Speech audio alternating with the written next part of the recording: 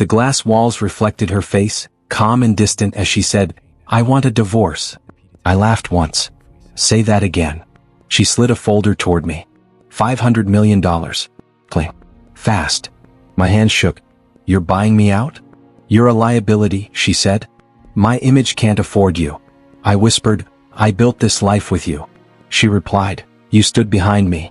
That's not ownership." I asked, "When did I become a problem?" She said, "When you stopped being invisible." The silence burned.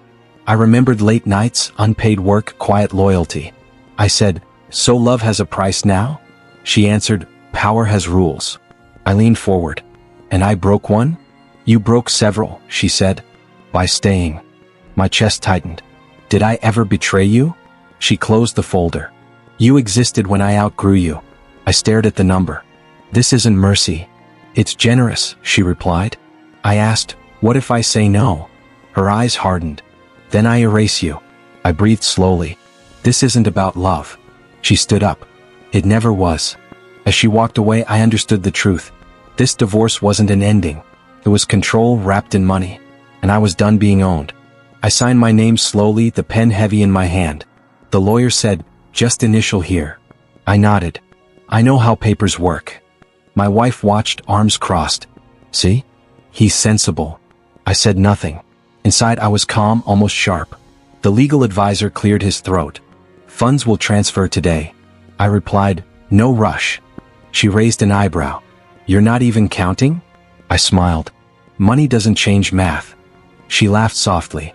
"It changes people." I remembered late nights when she whispered secrets, numbers, names, fears. The lawyer asked, "Any objections?" I said, "None." She leaned close. "This ends us." I met her eyes. "It ends something."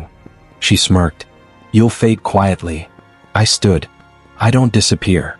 The advisor said, "You're free to go." I shook his hand. "Thank you." She said, "Enjoy your payout." I answered, "I will enjoy my peace." As I walked out, I felt lighter, not poorer. I wasn't defeated.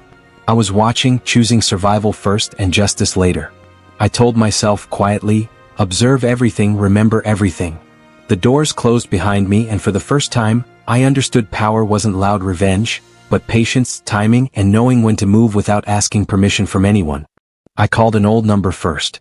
He said, "I warned you about her." I replied, "You did." I ignored it. We met quietly. "She buried reports," he said. I asked, "Which ones?" "Illegal mergers. Fake approvals." My chest tightened. "I saw signatures." "They weren't real," he said. Later, a former CFO whispered, "I was forced out." I asked, "Why stay silent?" He said, "Fear pays well." A whistleblower texted, "You still listening?" I typed, "I never stopped." Names surfaced. Dates matched. Lies connected. I remembered her trust. "Keep this safe," she'd said. I asked myself, am I becoming her? My friend said, "Truth isn't revenge." I replied, "But it cuts." He nodded. Slow cuts last. I didn't rush. I watched patterns repeat.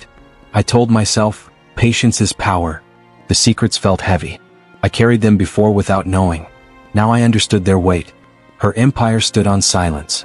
And I was done carrying it for her. I breathed deep, hearing echoes of her voice. "Forget it," she used to say. I didn't forget. I listened. Each secret sharpened me, not hardened me. I chose restraint, not rage, and prepared quietly. I waited, watched, and let truth gather strength inside me. I dialed the number at midnight. A voice answered, "Who is this?" I said, "Someone with documents." He paused. "Regulator?" "No," I replied. "A witness." He said, "Send nothing from your name." "I won't," I promised. Another call followed. An investor said, "Why warn me?" I answered, "Because collapse hurts innocence." He laughed softly. "You sound careful." "I learned from mistakes," I said. Anger burned, but I stayed quiet. I deleted old photos one by one. Her smile hurt more than her threats. I whispered, "I loved you once." No one heard. The investigator texted, "Received." I replied, "Protect sources." He said, "Understood." Silence felt stronger than shouting. I told myself, fire reveals faces. Silence moves walls. I stopped reacting. I started planning. Each step was clean, patient. No speeches. No revenge talk. Just truth moving hands unseen. She still slept peacefully. She didn't feel the shift, but I did. For the first time, power sat quietly beside me, not screaming, not begging, waiting for the right moment to stand. I breathed slowly, choosing patience over rage, knowing every move stacked pressure, shaped outcomes, and proved I could win without destroying myself or losing the last piece of my conscience. I watched the screen flash red. The reporter said, "Shares down 40%. I muttered, "Already." Another headline followed. Class action lawsuit filed. A board member spoke on air. We were misled. I whispered, "You finally see." My phone vibrated. Her name lit up. I didn't answer. She called again. "We need to talk." I replied, "About what?" She said, "This mess." I asked, "Which one?" Silence cracked. "You know I'm under attack." I said, "So was I." She lowered her voice. "Did you do this?" I answered, "I stopped protecting you." She snapped, "That's the same thing." "No," I said. "It's honesty." She breathed fast. "Fix it."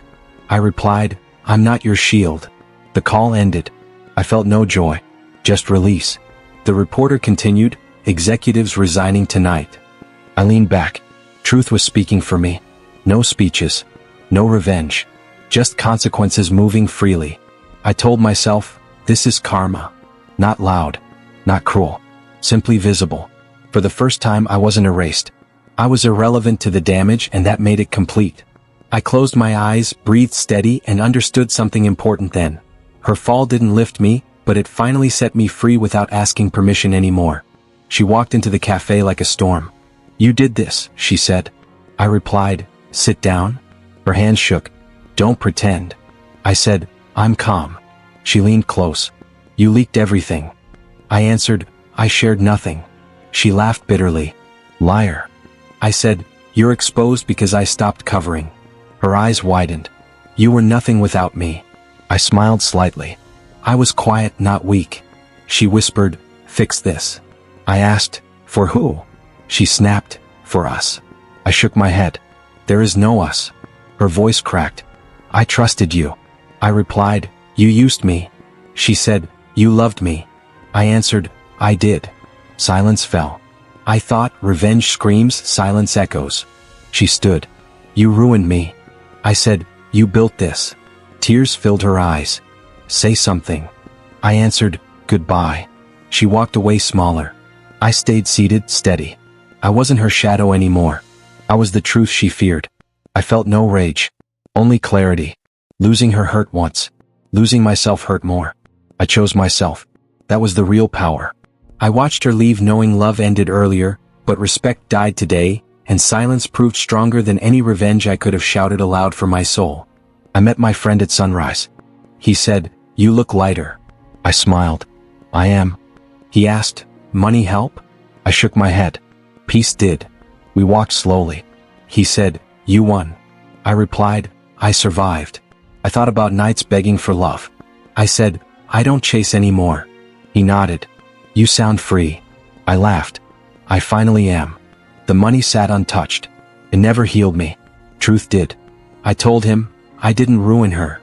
He said, "You let her face herself." I breathed deep. I remembered who I was before fear. I said, "I choose myself now." He smiled. "That's wealth." I looked ahead. No anger waited there. No regret followed me. Just quiet steps forward. I wasn't rich because of money. I was rich because I left intact. Love no longer owned me. Revenge no longer tempted me. I walked on carrying nothing heavy. The past stayed behind. The future felt open. For the first time, I trusted my reflection again. I kept walking, knowing closure isn't noise or victory, but peace earned through honesty, patience, and the courage to let go completely. I accepted the quiet ending, stronger, whole, and ready to live honestly at last.